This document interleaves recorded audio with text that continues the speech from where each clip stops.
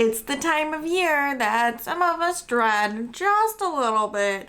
It's curriculum budget time or homeschooling budget time. That's what today's video is going to be about. If that is something you are interested in hearing about, I hope you will come along.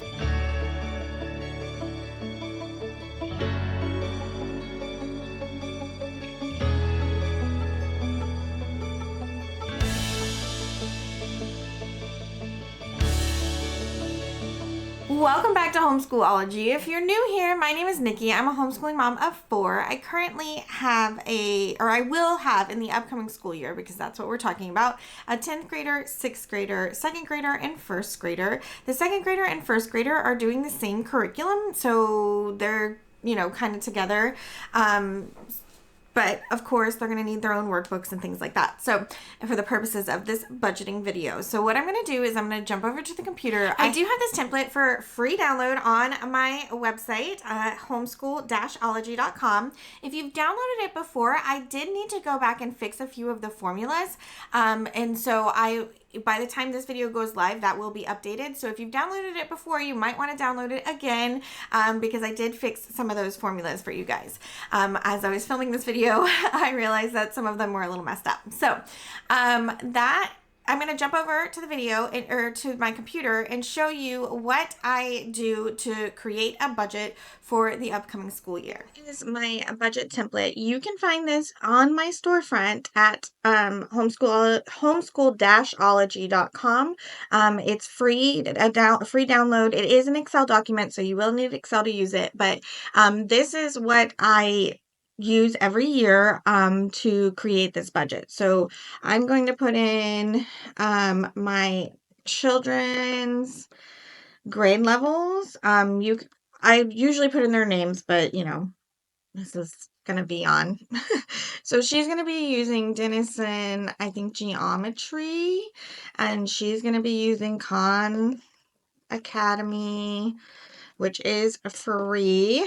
And then she is going to be using, or he is going to be using Math with Confidence 2, and she's going to be using the same thing. For language arts, my older girls are going to be using EIW. She is going to be using EIL. She is going to be using Brave Writer, and I'm going to put 0 because I have a whole bunch of units that she should be able to do. They're going to be doing Brave Writer Quill for this. And again, this is going to be 0 because I already have the units. Older girls are going to be doing Fix It. She's going to be doing level 5, and I already own it. And she is going to be doing level 4. And I need to pick up the student workbook, but I already have the teacher manual. She is going to be doing spelling or sequential spelling.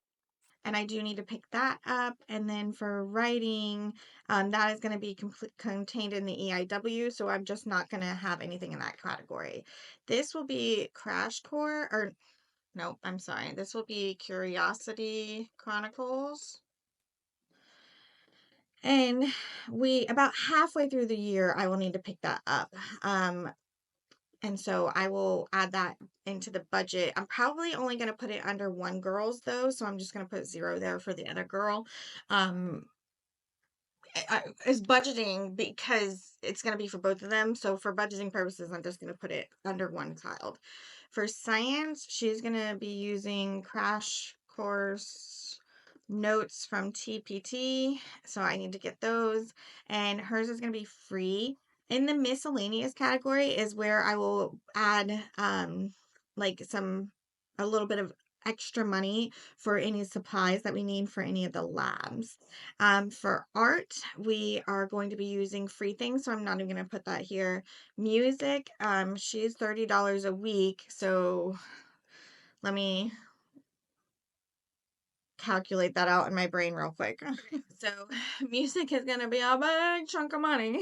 um, that's for the entire year, though. That's like a full calendar year.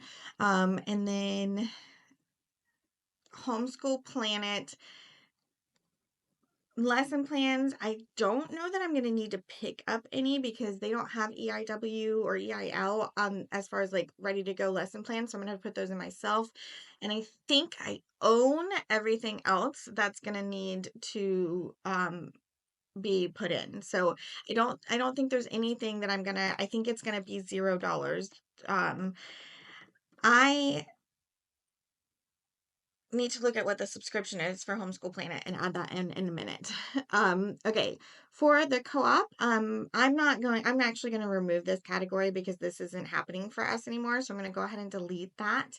What I do need to add in is some rows here, and you just insert rows, and it's not going to mess up any of your calculations that is already set up to do, as long as you're adding it in between things. If you add them to the bottom, it's not going to add that in. You're going to have to either to do that, you would drag this down to make sure it copies you would drag an empty one down to make sure it copies the function. But if you're adding them in the middle, it will automatically do that. So just make sure you're adding them in the middle. But I need to add in critical thinking, because that I am going to be buying some things for that as well.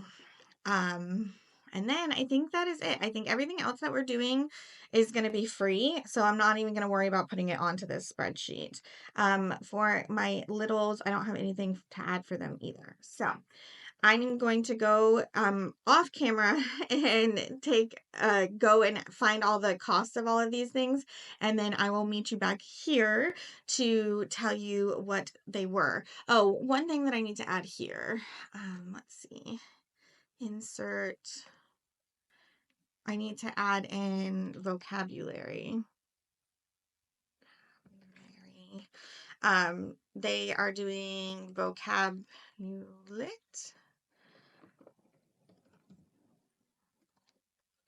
I totally spelled that wrong.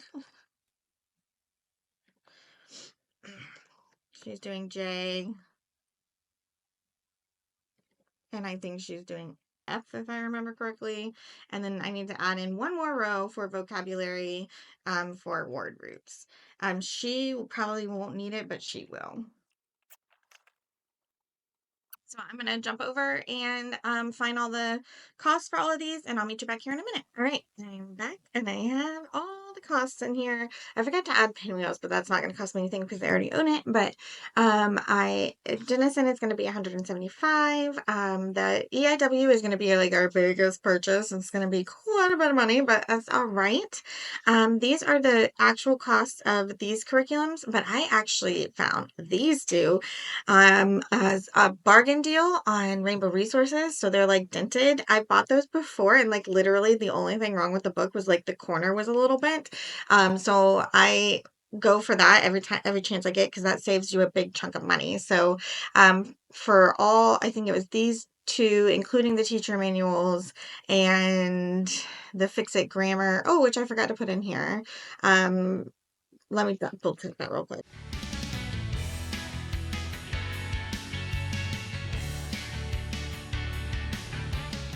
So I was able to get these two 50% off. So I saved quite a bit of money there, which was really nice. And then Fix It Grammar. I have to buy the whole thing for this one, but I only need the student book for this one. Same up here. This is like both the teacher manual and the student book, but I need to buy an extra student book. So that's why that cost is a little bit different. But those are what I'm going to spend. I went ahead and moved the music lessons and acting down here under miscellaneous, because I didn't really want that showing in my curriculum because it's not curriculum. So I went ahead and moved those down to down here. And so this is what I'm going to be spending on curriculum this year, which is a little bit hefty, but especially considering I already have so much of it on hand, but that is about what I spend typically per year. I do have past videos. I'll link them here for you guys, that show you like what my spending was. And then over here, I just wanted to show you cost per cart. I've already done, this is what I do. Like I need to purchase it or I've already purchased it. So Rainbow Resources, is where I get a lot of my resources, is where I get a lot of my stuff. I already did once. This is Fix It. Oh no, it's not. Yes, it's one. It's Fix It 3. Actually, this is not where I need it. This is not where I put it. I put it here. Fix It 3 and Vocabulate. So those were what I purchased in that one. I'll have more Rainbow Resources, but like EIW, I would go here and put in, I think, what is it? It's 120, 120, and 160. So this is going to be about $400, not including any shipping that they might charge, which I hope to goodness it doesn't. But this is where I would put purchased or need. That's where I would like mark that here, and then I can see, like, I can go back and see what I need to get and what I don't need to get. I'm gonna have to do another Rainbow Resources haul. I just happened to see that those bargain deals were available, so I quickly grabbed those.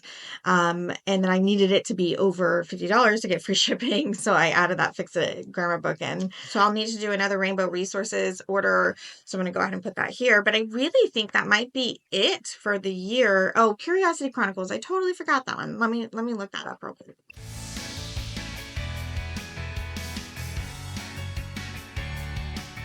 Okay, so what I've done here is, this is like the digital printing stuff, so I always buy that. And then this is like the hardcover book, because we like to get the hardcover book.